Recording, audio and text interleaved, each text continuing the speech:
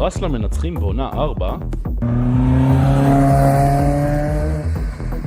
חוויית נסיעה מטורפת ברכב מרוץ פרוטוטייפ במסלול ערד. Hello and welcome everybody to a sunny Silverstone for the iRacing Israel League presented by Sim Race. We've got a 45-minute race coming up for everybody at this 5.8 kilometer historic circuit, not the actual historic layout. We're at the regular Arena Grand Prix layout here at Silverstone today, but very historic circuit here at Silverstone. My name's Dane Baird with Sam Fitzpatrick alongside for the first time, I believe, in the iRacing Israel League. Sam, welcome along. We've got Mark on production as always. But Sam, yeah, your first time, I believe, in the Israel League. Correct me if I'm wrong. But yeah, F3 cars at Silverstone, what's not to love? Yeah, exactly. These cars always are really fun to drive, and I mean, we had a terrific race in the Apex Racing Academy Formula 3 Championship back on Saturday. So hopefully it will be similarly exciting for this one. I did do one earlier on in the season. I did Okayama, I think, again with Jim Hodgson on that occasion, and that was quite a bit of fun as well. I think we had a crash early on. Hopefully we keep all clean this time round. But no, I really like this car track combo. You can get the tow down these fairly long straights. I think in the radicals it's not been terrific this week, but in the Formula 3 cars it seems to be a really good combo. Yep, absolutely. Pretty wide as well. Lots of overtaking opportunities, especially in these F3 cars, which race pretty well. We've seen that the Montreal of all places, Circuit Gilles Villeneuve last week, not last week, 2 weeks ago, gave us a fantastic race, which surprised me. I thought it might not be the best of races. I've never actually seen a good race at Montreal, but yeah, the drivers really performed well out there, and hopefully we can get the same sort of thing today. We've got only a couple of drivers still out on track and qualifying because it is almost finished. The drivers only get a couple of laps to set their fastest time to decide the grid order. Like I said earlier, 45-minute race, 20 laps in total, whichever one of those two comes first, and there are mandatory 2 pit stops because the fuel tank's been limited to about 14 litres, which means the drivers are going to have to stop twice and fill up if they want to actually finish the race. So hopefully we see all of the drivers making 2 pit stops and no more. We've seen a couple of times drivers running out of fuel, which isn't very good. Sam, have you seen any drivers running out of fuel? I don't think there are pit stops in the Academy Series, are there? There aren't, no, but it's always a case where you may have a setup being given to you and then you forget to adjust the fuel. Yes, it happens quite a bit. If we had higher tire degradation on iRacing, I'd love that if you could just whack it like 10 times. I think this is as close as you can get it with this tiny fuel tank these drivers have got.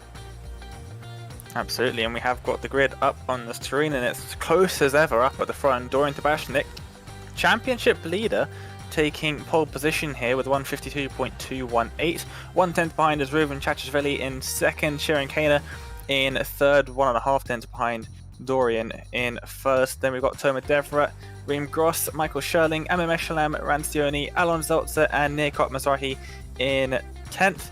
Then Ariel DeBush and Deco Anar rounding out the top 12. Saad Dekel in 13th, then Madi Bakar, Oren Sade, Really Sir, Yehuda Ben Yosef, Aiden Sher, Yossi Gabai, David Diag rounding out the top 20.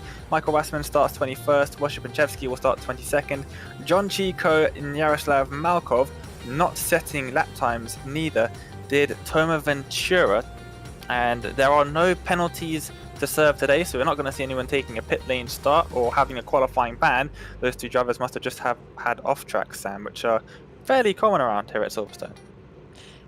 Yes, and unfortunately it seems like Chico and Malkov at the moment aren't on the grid, so I do hope that they are taking part tonight and they aren't missing the round. But either way, I think we're going to see a lot of action, close qualifying for these drivers, and it's going to be tricky to break the draft. So as long as we don't have a big incident at the front in the first lap, then I think it should stay close throughout. Oh, and one of them has just dropped in. Chico dropped in at the very last second. Malkov will start from the pits if he starts at all. But we are ready to race 5 red lights. And we go green for race 13 of the season at Silverstone. It's a good start from Tabashnik and also from Chachishvili as well. He's managed to get past Kana. Devra and Kana side by side for third. But Kana manages to outpace Devra and he's now under pressure from behind. They're almost going 4 wide. They head into the first braking zone of the circuit, turn 3. A couple drivers running wide. It seems as though everyone's made it through cleanly. Very wide circuit, especially in this arena section of Silverstone. And no, we've got a couple cars around on the inside of the loop, and that's more than a couple. There's, what, 5 drivers involved in this one, and a lot of damaged parts all over the circuit. But it looks like for the most part, everyone's managed to get past. Let's see what happened here into the loop. Yeah, I'm surprised no one came together in the first hairpin, honestly, but then in the second hairpin it all came to blows, and that was a bit opportunistic, wasn't it? A bit of net code as well, with the cars merging into one another. So it was the number 12 who went for the overtake in the first place, which was Sar Dekel, and that spelled disaster for many other drivers. However, with the fact that we got 2 pit stops, I'm not sure if maybe they'll be able to take their first pit stop here, pick up the fast pit, and only have to do 1 after that. I'm not sure what the fuel situation is like. Someone's off in the background. Massive smoke screen out of Cop's corner. I don't know if anyone's going to be able to avoid that. I think a couple of drivers might have been involved. It's the 36 of Really Sir coming into Cop's corner, just swaps ends on him, and that's a lot of smoke. There's no way of anyone knowing where that car has gone. He manages to set himself going the right way again, and somehow everyone's avoided it. Is it maybe Sione who hit him? Sione's now dropping down the order, so in fact actually I think Sione's had a bit more of a significant problem, so to share. There's Craner up into 12th, well, in fact he's down 9 places, isn't he? Not quite sure what happened to Craner there to lose all those positions. It doesn't look like there's too much damage, but he is struggling a little bit with the rear end. You can see he lost it heading through Club there to start lap number 2, then to actually sort of 1 second lead over Chachishvili, and a couple of drivers making their way into the pits, Deco and De Bush. So those drivers involved in that early incident, Wasserman as well. Looks like, yeah, all of the drivers involved in that earlier incident are the ones that are pitting now, and Kane's trying to find a way through there, but just gets squeezed almost off the circuit. No way through with John Chico, who's made up a load of places. He started right at the back of the grid, only just got onto the grid, and he's now defending for 11th place, up 12 positions. Well, now up 11 as Kane tries to make it work all the way around the outside. He was ahead for a brief moment. He'll have the inside line now for Luffield. But will Chico be able to hold it around the outside and get a better exit? No, I don't think he will. They're still just about side by side as they head through Woodcott now onto the National Straight. And he has got fully ahead, but Chico trying to get in that draft to maybe make a move up into Cops. Yeah, Lee's room does create it. You can go wide here, pick up the 1x. You have to go really wide to pick up the slowdown. So when you're in a wheel-to-wheel battle like that, it's very much worth just picking up that 1x, and then maybe you've got to be a bit more strict later on. But it's certainly worth taking that for the extra pace. As we've now got a replay of what happened to Crane. Unfortunately, I can't see this one day. Oh, he's just lost it all on his own. The car's just swapped ends, heading into Brooklands, and then the number 20 has done exactly the same thing. The number 20 being Rancione, right behind him, doing an identical thing. He just maybe got up on the inside curb and it unsettled the car, maybe just hit the curb awkwardly, but that was a really weird one because the car is using all of the downforce that it has, and then, yeah, just swapped ends on him on turning, which was a little bit weird, but he's slowly making his way up through the field. He didn't have any damage from it, of course. He just sort of hit the curb and turned around, but yeah, he's lost a lot of time as someone's going a little bit slowly there in turns 3 and 4. I think with a slight poor exit, Schurling's had a nice battle against Gross for a while. Managed to pick up those places off the line.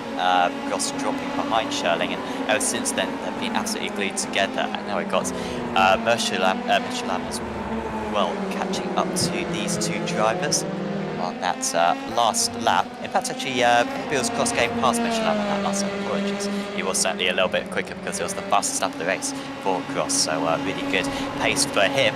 Unfortunately, he's already 4.5 seconds off the race lead, so he's going to challenge for this race win.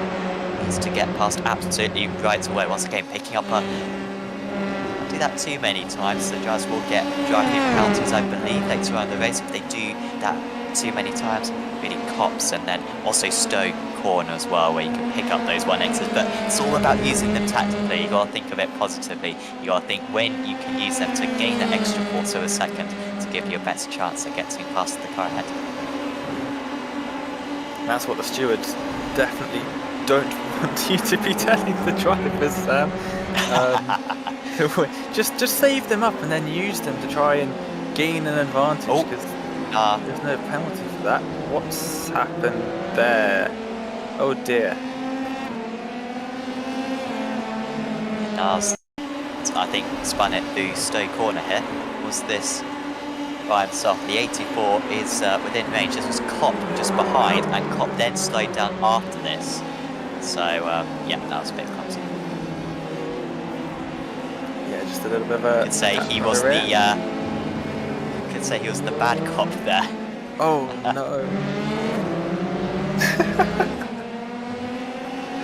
As far as Sam's bad jokes go, that was a very bad one. Oh dear, Sam. David Diag, he's got Sione in front. He's just put a couple wheels on the outside dirt there. Should give him a good opportunity down the Wellington Straight. Getting into the draft. What are you going to pull to the right hand side of the screen now? Yep. Going down the inside into Brooklands, and looks like Yossi Goodbye trying to get past Nard just behind these two as well, but quite slow on the brakes there, not trying to do too much. Goodbye up the inside into Luffield now on Dekar Nard. Not able to hold the outside line pretty well, but he will be still on the outside through Woodcock, giving him a slight disadvantage, and Goodbye is just edged ahead, and they make contact on the straight! Nara is well and truly out of the race, and Goodbye might just about be able to get going again. It looks like he might have a bit of damage to the rear of his car there, but Deco Nara's going to carry on going on 3 wheels, trying to make it all the way around to the pit lane. But what has happened here? Goodbye putting in front, and then just the cars catching each other. The gap wasn't there, it seems. There's a little bit of netcode, but they did kind of merge into one another, and they may have hit each other regardless. Even if they didn't hit in that instant, they were kind of moving in that direction. So yeah, it's not the best driving there. But maybe you can kind of see the line there. You want to squeeze your rival. It does benefit yourself quite a bit if you can just squeeze them right to the edge of the track. To give some less options compared to the drivers themselves once they can get back to the pits. They can still have a decent race, and I'm sure if you pitted now, you can get to the end of the race with only 1 more pit stop. So these drivers got to make 2 pit stops because they're limited to the gain and maybe lap 12 to get to the end of the race. So it's not necessarily all bad. It's better to have a crash now than it would be earlier in the race. As here is Gross trying to finally make that move, but Schurling is hanging on strong, and he is able to take the normal racing line. However, into Woodcock, I think there might well be a change of position. Schurling wasn't able to get across the circuit in time to cover off the move, and these guys are fairly close to making contact as well onto the grass there. That was just on my screen. Really taking a very wide entry there was Schurling. I think he might have the better line heading into Maggots and Beckett, and he sure does. Brilliant defensive driving there from Michael Schurling, and Reem Gross is really being held up with these other 2 drivers. Yeah, very good racing there from Schurling to just swing it all the way around the outside and get the better run down in towards Maggot and Beckett and take that right off, because of course that also means that there is very limited downforce for them to utilize through that section, and without much downforce you're not going to go anywhere very quickly through Maggot and Beckett. So he's gained a little bit of an advantage that you can use to defend through the Hanger Straight, which is worked out very nicely for him. A little bit further back we've got John Chico trying to make a move on Oren Sade. Both of them clipping their sausage curb there on the outside of Club, and making their way on to start lap number 6. And Chico all over the back room, maybe going to make a move into turn 3. Gross just got past Schurling as well, it seems, from the timing tower. They look like they're side by side. Chico's going to send it up the inside, not quite alongside of the braking zone. He couldn't get it all the way up alongside, and now through the loop. just stuck behind. He's not going to be able to get past, and I'm not sure if he's going to be close enough to try and make a move into Brooklands and Luffield. Gross has stayed ahead of Shirley now, but they're still side by side further up the road, heading now into Brooklands and Luffield. And Shirley keeping the inside line. Now Gross trying to hold it like he did on the last lap, hold it tight and get a better exit, but he just couldn't get it done. Now pulls to the outside. Did Shirley get a slowdown penalty maybe? No, he's just not got a good run at all. Now through Cox, both of them running off circuit, and Gross, Meshalam's really caught up now. He's right on the back of these two. They're not going to be able to go side by side through here, you wouldn't think. And this is where the turbulent air really kicks in for the drivers, and Gross immediately losing a few tenths of a second. And 49 will do well to catch up by the end of the hangar straight. Watch out for the thickness of the rear wings for these drivers. We saw quite an important element in on Saturday in these cars was how much downforce the drivers were running. You can go kind of opposite ways around this, so you can run low downforce or high downforce, and that made a big difference to the racing. So if you see a driver in the toe but not gaining much, just probably because they're running a little bit more downforce, not necessarily because they have damage. As Seda is trying to get the cut back. These two have had a terrific battle so far. As Chico up 13 places, Seda up 4 places. And it's certainly Chico with the advantage now. He managed to make the lead on that last lap, and it's starting to pull away as we look up to Craner on the comeback drive. Started up in 3rd position, dropped outside the top 10 on the first lap with a spin, but he's now back up into 7th. I think he will probably quite easily catch up to Meshulam by the end of the race, but any higher than that will be fairly tricky. So close to the lead, by the way. 8 tenths of a second. It's just come down a little bit between Tabachnik and Jachashvili.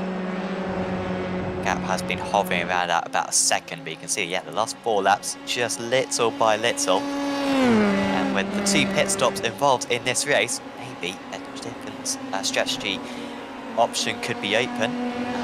Certainly, if you pitted now, you could get to the end of the race with 1 more stop. We know that for certain because this is the 7th lap of the race, and of course you can do at least 7 laps on fuel. We're not really sure how far you can go on fuel, but it will be no further than 9 laps. It will be 9 laps at the maximum, maybe 7, 8 or 9 is really the range that we're looking at. I can't help but wonder if any of the drivers, because Silverstone has a very slow pit lane, and if there are enough laps that you can do on a fuel tank, maybe trying to save enough fuel to go the distance on only 1 pit stop might be something. And Nick Kopp go into the pit lane now, and along with Island Sher, makes me think that's not going to be very possible, because I think the leader's going to have to come in. This laps is a lot of time, it's a lot of fuel to save, as Mark and I know all too well from Sebring 12 hours. But yeah, these two really close now, actually 3 tenths is the gap. Chachashvili's doing a great job of closing down that gap, maybe trying to push before the pit lane to see if he can try and maybe overtake him in the pits.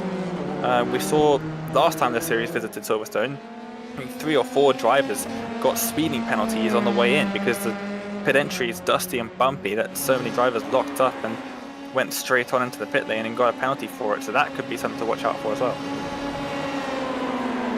Reminds me, I say it reminds me, I was 8 years old at the time that F1 refueling was banned.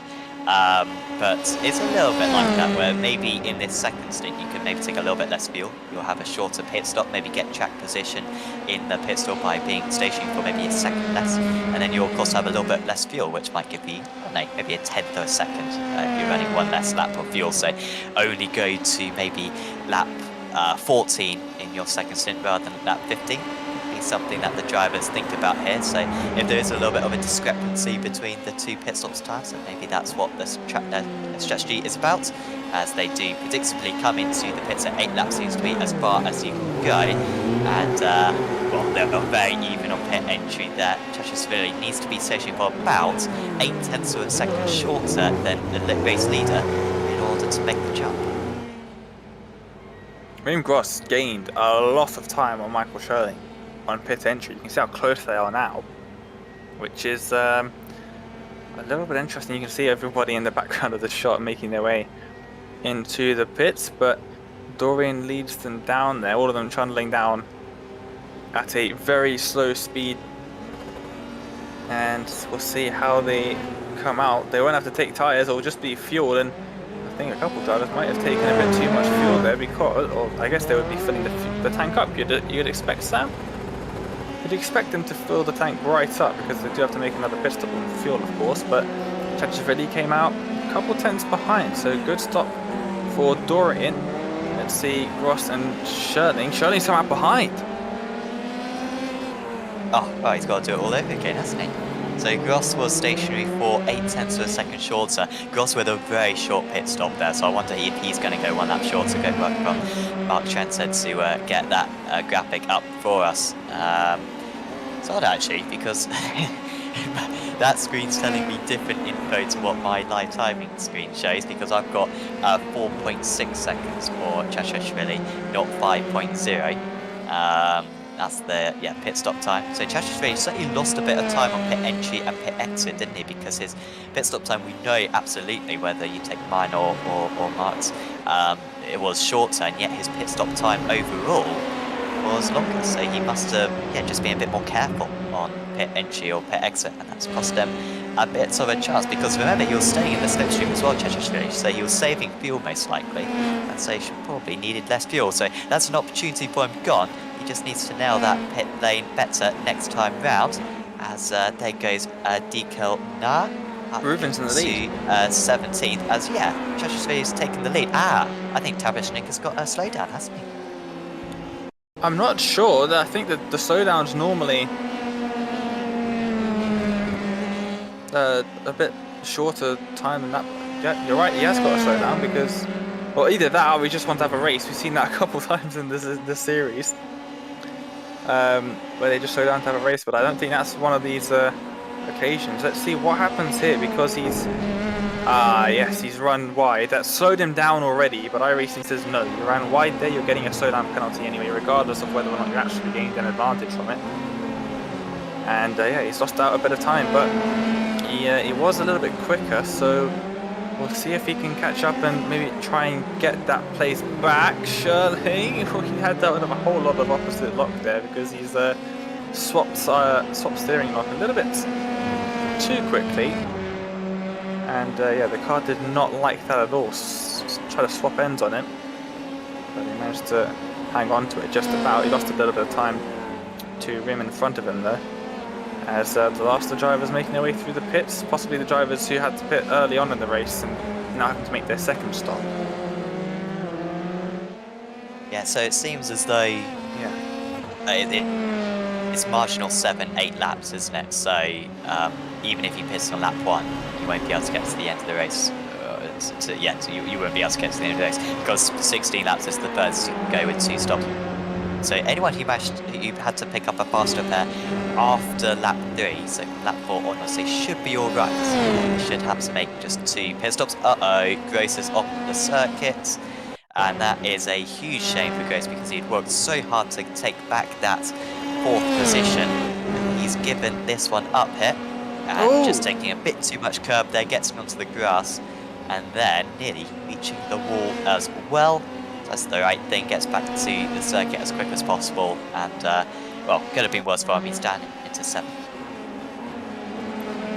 He's kind of in a bit of no man's land now as well, because he's got a couple of seconds in front and a couple of seconds behind, so not ideal for him at all, as we've got Yossi Goodbye trying to stick up the inside into turn 3 of Sardekel, but can't quite make it work. It is worth noting that I do believe it is Reem who is driving with one arm because of a shoulder injury, so he is still driving with one arm. I didn't know this until a few weeks ago, that he was still driving with one arm. I thought it was going to be a short-term thing, but no, he has to do that for a while longer still. He's out in front, as I'm seeing on my screen there, Coppersray he's crashed. So I'm not too sure what's happened to him, but he's found his way off circuit and apparently hitting something.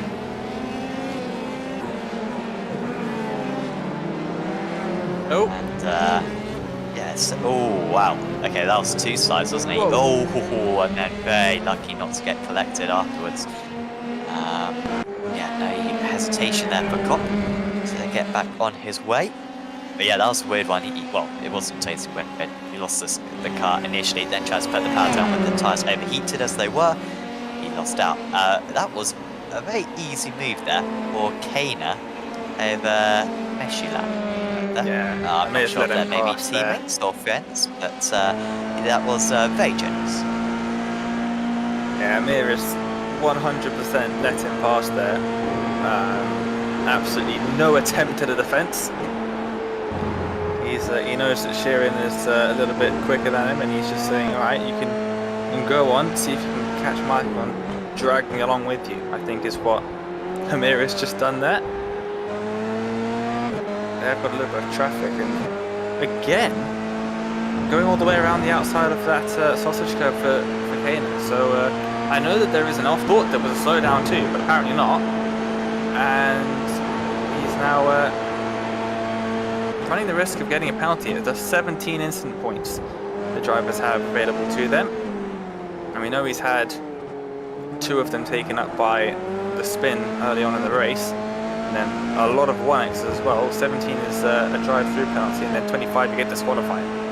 So he is only halfway through the race. He's got to watch out for the track limits because they could come back to bite him. Yeah, I thought you would have picked up a slowdown there. I mean, he's basically made a new corner for himself, very much circa 2009 with that one, with the old kind of curved club corner rather than the more apexy, pointy, I don't know, version that we have nowadays. Seda is ahead of Sione, but I think he might lose this one quite quickly again because Sione's got the draft. Now he'd be brave to do this one again. Use the 1X wisely here. He tries to get the cut back instead, just wasn't far enough alongside. It's so great in these Formula 3 cars. These straights do become just a little bit longer than maybe some super high-powered machinery, so you can really get a run into many of these different corners. Just a little bit out of shape there for Sione, and he loses a few tenths of a second. He's going to be coming back again. It is Sione who is the faster out of these two, or 6 tenths of a second faster on that last tour. And he's looking strong for a move once again. Gains that 3 tenths of a second back down the Hanger Straight. And it's just every single corner he's under pressure right now is Seda. But at least this time he's able to take the race at 9. Yeah, but he's run a little bit deep into club now. Maybe more square? I'm not sure if that's the that's word a good one. He would be looking for, but he has pulled up alongside now and towards turns 1 and 2. He's just about there, and he has the inside line. He makes it work very nicely, and he'll take the racing line for turn 2 as well. And Rancioni moves up now into 10th place, not turn 10. And he's got 2 seconds up the road. There he is.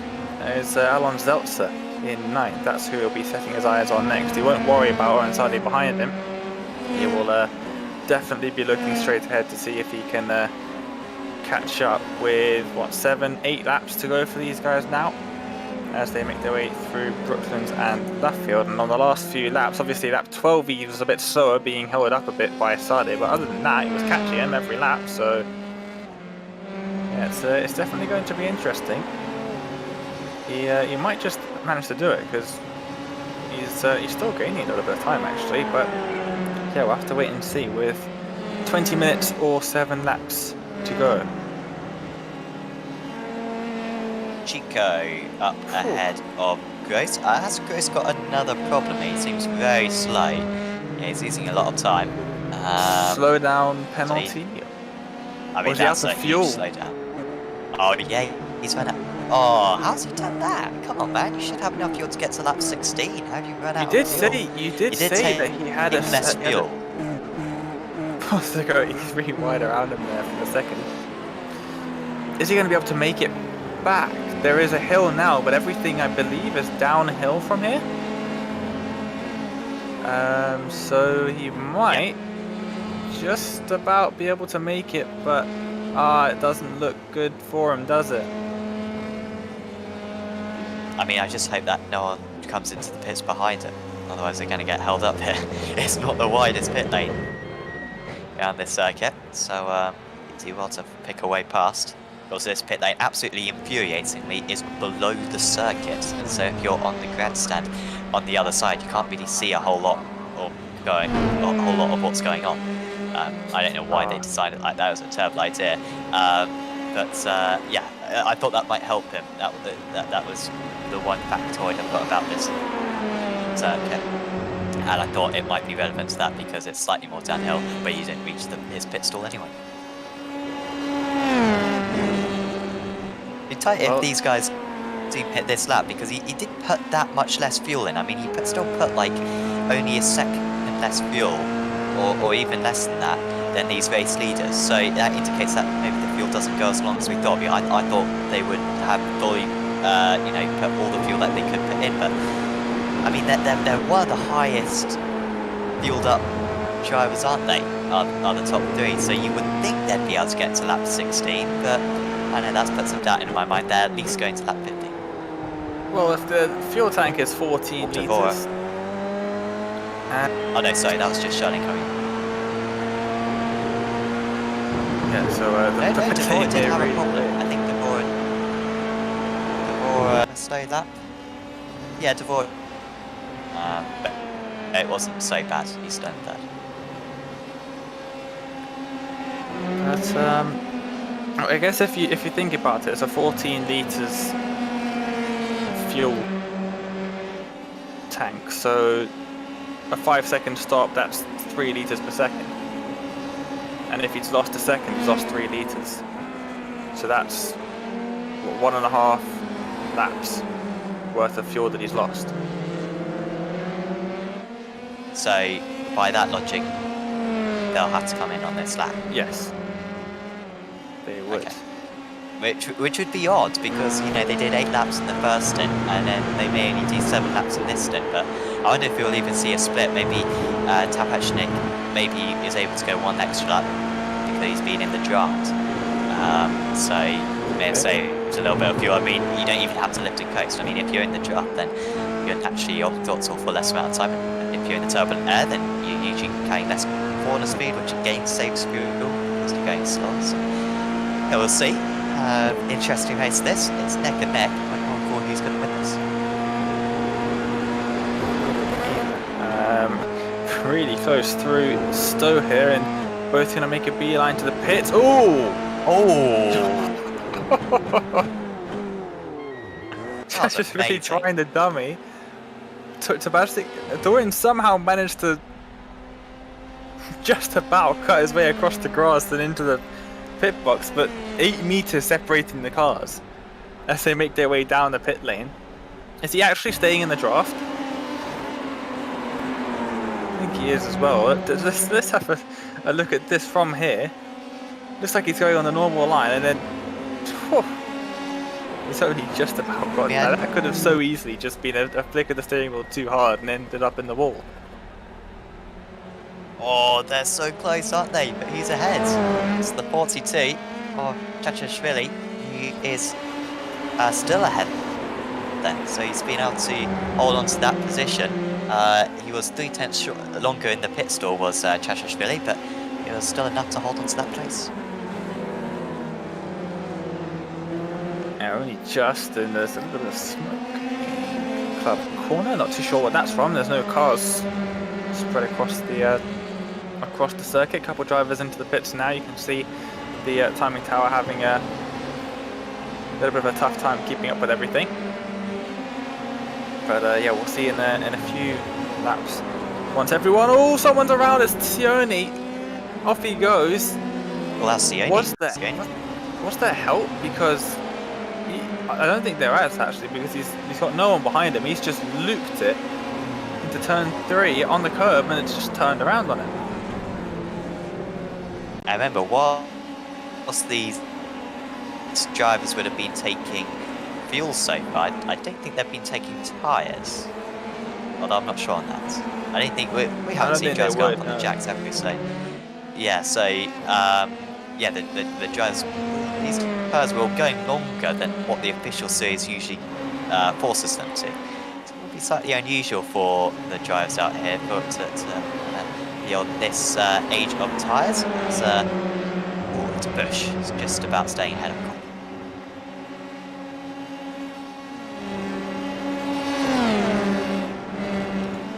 Dallara and Meshula are the last front runners, at least, to come into the pits. We've also got Ventura. Oh, Right. Oh no! Oh, huge. oh, the Bush, he lost it through Maggots, and I think he lost it in Chapel. Coming through the right hand, the car's a little bit skittish. He gets up on the grass, and the car just, I think he's touched the tarmac on the inside there, is what's happened. And it's just thrown the car to the left into the wall. Oh, battle for the lead now, 2:10 separating Tabashnik and Chachashvili. And with only a few laps left in the race, no more pit stops having to be made. You wanna bet that Dorian's gonna give everything he's got to try and get past his main championship rival in the series, with only one round left to go as well. After this at Monza, looking to the inside, all over the grass was Chachashvili, trying to run all the way out wide and get back over the curb, the black and white curb, because if you don't, you get a nasty slowdown if you go any further than that. If you go off the circuit, it's like a 2-second slowdown or something. It's a terrible slowdown to get there. And you can see Dorian actually taking a very different line, trying to stay out of the dirty air as much as possible. He only lost to 2/10, I think, heading through there. Maggots, Beggarts and Chapel that time by, but now down the hanger straight in towards Stowe. I see you'll choose a different line again. These two not much similar in terms of racing line that they're taking, but Sebastian maybe looking good if he can get a good exit out of club here to try and challenge into turn 3. Yeah, because I was saying it on Saturday, but the Abbey chicane isn't a corner in these cars. I mean, you can go flat out even in the draft, so it's kind of like an extension of the straight. And so you'll see that gap, it won't increase the club, it'll just continue to decrease because you got the draft rather than the turbulent air.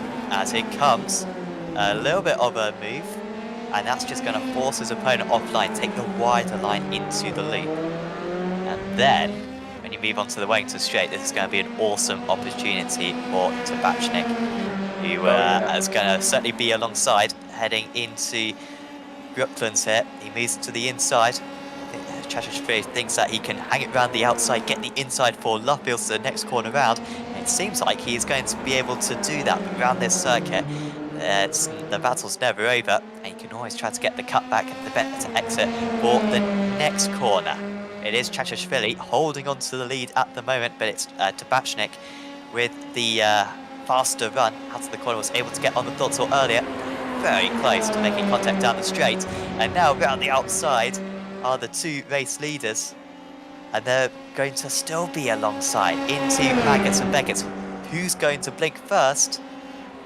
Neither of them. They are staying absolutely pinned at the moment. They're leaving each other a terrific amount of room. Number 7 absolutely sliding all over the place.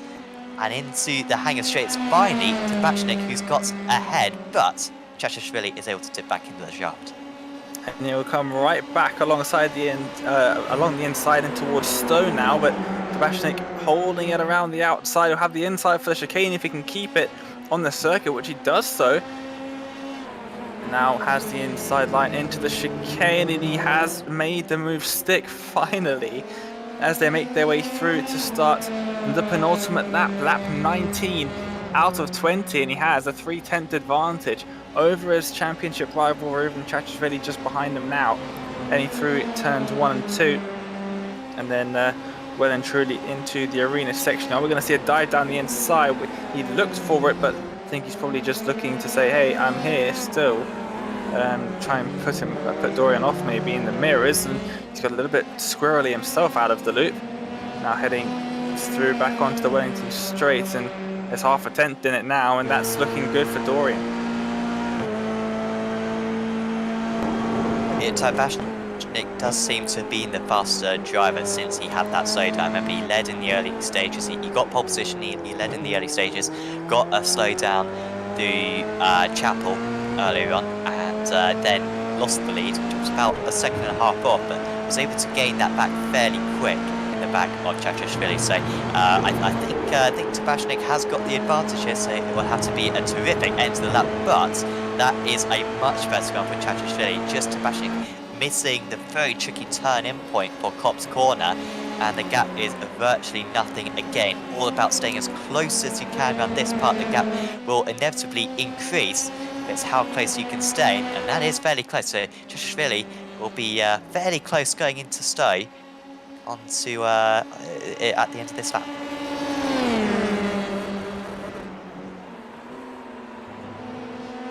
Yeah, and it's going to be very close between them. Tabashnik running a little bit wide there. That is one of the best places to pick up a slowdown penalty, my friend Dorian. You don't want to be doing that. Look how close they are through club corners. They're going to go on to the final lap of the race, and at the rear end of the top 10, we've got Sioni and Kopp having a little bit of a battle for 9th and 10th as they make their way onto the hangar straight. 0.5 of a second is the gap between the driver of the number 20 and the driver of the number 84. The gap between the leaders just about 1/10 of a second now, as I think they're heading into the arena now. Yes, they are. There's basically nothing between them as they're heading through the loop and now onto the Wellington Straight for the final time. And 0.3 of a second, is that going to be a big enough gap for Dorian?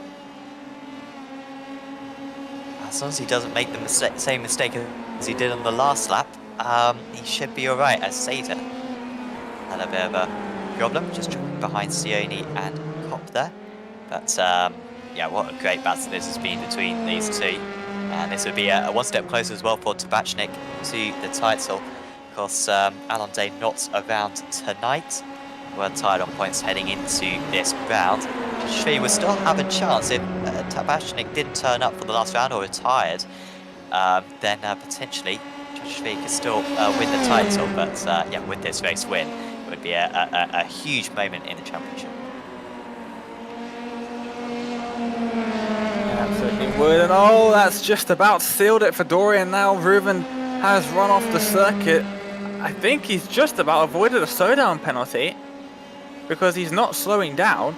We're heading through Stowe corner now. The gap is 0.4 of a second. You'd think that's miles too big for Reuven to have any sort of meaningful attack into the final braking zone of the circuit. Now Dorian Tabashnik heads into the left. There is the slowdown penalty being served by Reuven Chachashvili. He can take a deep breath now through the final corner, and Dorian Tabashnik comes across the line to win at Silverstone in race 13 of the season, and that is giving him an incredibly good position heading into the final round of the season. Chachashvili finishes in second there after a brilliant battle between those two. Michael Sherling will take third, Devra in fourth, and then Amir Meshlam, the organizer in the 777, moves himself into fifth as he comes across the line. John Chico started pretty much dead last, I think 24th on the grid, and he finishes in sixth. So a brilliant comeback from him. Alan Zotz is going to cross the line to finish seventh, but Sam, what a battle we just saw from the leaders. Yeah, that was great, wasn't it? And the strategy played out pretty well. That's a bit of a slow end, isn't it? For that was. I'm sure iShares went out of fuel. But number 2. Where is Nar behind? Nar's catching up quick, but the line comes up very quick down that short start finish straight, so not too much of a problem. And the Hamilton straight, of course, as it is called now. But no, the strategy works really well there, didn't it? It wasn't very predictable with the strategy. I think every call I made between those top two, at least with the strategy, I think was wrong. Because I kind of expected one drive to be a little bit faster, and then they maybe were held up or lost a little bit of time that we couldn't quite figure out. But no, that's a fantastic way to come to the close of the championship. One more round to go next week, and then that will be the season complete. But I'm sure Tabashnik will be very pleased that he got one over Chachashvili right there. Yeah, he absolutely will. And not the best round for Kane, of course. Started third on the grid. And yeah, just went backward after the spin at the start, came back up to the field, and something's happened to him near the end as well, because he's dropped back at least 4 positions in the last lap. So yeah, not too sure what happened with him. He's been consistently inconsistent, has Kane. He's been pretty quick over the last few rounds, but he hasn't got the results to show for it, because he's either making mistakes or getting involved in incidents that really had nothing to do with him. He's just, of course, in Montreal 2 weeks ago, crashed right in front of him in the World Champions, the chicane. So nothing you could do about that. But yeah, there's he's not had the best of luck, and he's just dropped down even further potentially, unless I've just been mistaken. Has he got maybe a penalty? I think you're right. Yeah. So he has, yeah, because he down to 15th now. He was in 10th, so I think he's got a 40-second penalty right there. Slowdown for maybe he didn't serve a slowdown. That might explain why it was so slow across the line as well. So that's what's happened to him. So this got from bad to worse for Sean Kaner. But we're going to see a replay. Oh, he has finally got the slowdown that he's really been asking for the entire race, because he's done that a lot of times in the race. And yeah, you could see he slammed on the brakes as he came across the line, realizing, oh no, I've got to slow down. But yeah, that was trying to avoid people in front of him, I think, but a little bit self-inflicted there. Dorian Tabashne, of course, then taking the win with Riven Chachashvili in second, Tomadev in third, Amameshtam in fourth, then John Chico, Alan Zeltzer, Rancioni, Nick Mizrahi, Oren Sade, Yaroslav Malkov. Then in the top 10, then Aidan Sher, Dekel Na, David Diag, Toma Ventura, Shirin Kaner, Reem Gross, Yehuda Ben Yosef, Michael Sherling, Michael Wasserman, Really Sir in the top 20. And then the final few drivers, Moshe Benchevsky, Sardekel, Yossi Gabai, Ariel Debush, and Maddie Picard, who I don't think started the race, who started in 23rd, didn't take to the grid to start the race, much like Charles Leclerc in Formula 1 over the weekend. That's to remind me. Thanks. I was just going over it. Well, we have got some drivers waiting for an interview, and I think, of course, the only place that we can really start is going to be the race winner. So let's get Dorian into the commentary booth, and he joins us now. Dorian, can you hear us? Yes, boys. How are you? We're not too bad, but I think you're a little bit tired after that extra long round of the iRacing Israel League. Yeah, taking the win just about in the final few laps. Yeah, saving the best for last, eh? Man, me and Chacha, we were both victims of that off track coming out of Beckett's, and that switched things up rapidly. He was catching up to me as I was leading the race on the earlier stint, but yeah, I don't know what got into me. I started pushing like crazy, and somehow worked. It was either like try to go for a move or put the car in a wall, pretty much. No in between.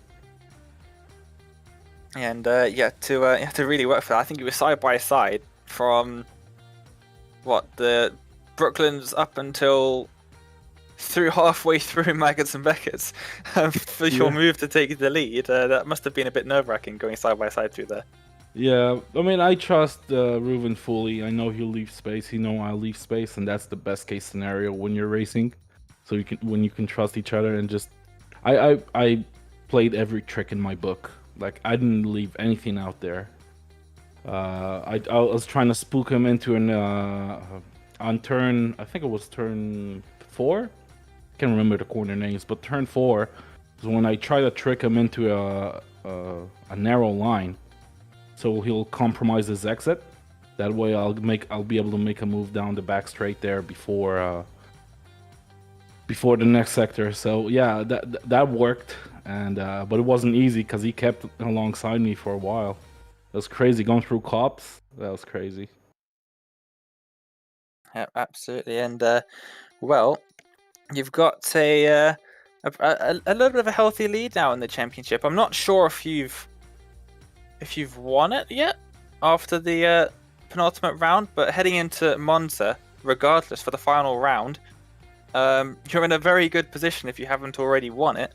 So, what are your thoughts heading into the last round at the Monza Grand Prix circuit? Well, since I'm out of drop weeks, and yeah, I think I'll have to finish. Like, I'll have to get like maybe a top 10 or something. I can't just back out of it and still win the championship. So there's still something on the line if I fail to finish the race, which is very easy to do at Monza. I'm gonna have to be very extra careful, let go of positions, just have a safe race. I know I won't. I'm saying I will, but I won't. I'll go for it 100%, like I usually do. But that's what I'm supposed to do, at least. Try to have a safe race. Well, Dorian, thank you so much for joining us here for a quick chat. Congratulations on the win, of course. We'll see you in 2 weeks' time for the finale at Monza. But before we let you go, is there anything else you'd like to add? Yeah, thanks, Ruben, for probably the best race of my life. I think I've said it like 3 times already in these interviews. This league provides the best racing I ever had, just because there's so much trust and you can just send it. You know, you can respectfully send it. Let's call it that. And yeah, it's just this one is by far. I saved the replay. This one's for the books, in my opinion. Absolutely. Well, it was great to watch for Sam and I. We were having a good time watching that. And yeah, Dorian, congrats on the win, and we'll see you in 2 weeks' time for the finale. Cheers, fellas. Bye. Well, it was good to hear from him, Sam, and we have got a couple more drivers still waiting for a quick chat and a bit of time left. So, who do you think you're going to take next? I think I'm going to have a chat with Ruben Chachishvili, who now joins us in the commentary box. Unlucky out there, Ruben, but still a really good second place. Looked like a lot of fun out there. Hey guys, good evening. Yeah, good evening, Ruben. Yeah, I was just saying how like it looked like a lot of fun. Yours and Dorian's battle was absolutely manic. Oh, sorry, I probably jumped up too late. So yeah, it was crazy. I'm still sweating here to hell. Dorian gave a great fight. I really enjoyed it. It was a crazy fight for me. I wish I had the 5th of the Dorian's racecraft. He's a great driver. I enjoyed it a lot. I tried everything to keep up, with his pace, and later on to keep the first place. But it was a matter of time, one slipstream in this track and you're in danger. So yeah, I'm happy with the second place. I wish I could, it's a bit itching. I wish I could have kept the first place, but it was a big challenge with Dorian. Talk us through the pit stop strategy out there. Were you just filling the fuel up maximum on that first pit stop? And was there kind of any fuel saving out there? What was the strategy like? So in the first stint, I tried to save a little bit of fuel when I was behind Dorian. I tried to sneak into his slipstream zone, which was pretty hard to be honest. Especially when in the middle of the stint, my steering wheel lost most of its force feedback, so it was almost impossible for me to hold the car. So I tried to, however, whatever I can to keep up with Dorian and to try to save some fuel. When I entered the pit, I noticed that I actually saved nothing. So I just topped up the fuel. It was 14 liters. And in the second stint, when Dorian got his slowdown, I just tried to give my maximum. In the second stop, I just put an extra fuel because I was in the first place. I thought to save a little bit more, as I thought that I'll be in the second place behind Dorian, but I didn't manage to. So I put a bit too much fuel, I think, what made Dorian to close up with me and have a great fight at the end. Yeah, it was absolutely awesome for us to watch. Monza is the last round of the championship. Do you think that's going to be kind of lots of slipstreaming, maybe like lots of kind of battle packs, or do you think it will be a case of maybe you and Dorian pulling away from the rest of the game? I wish that everybody, close up and there will be a tight race. It's the most, enjoying race that you can accept. Though, to be honest, I'm not a big fan of Monza, especially of its first turn, T1.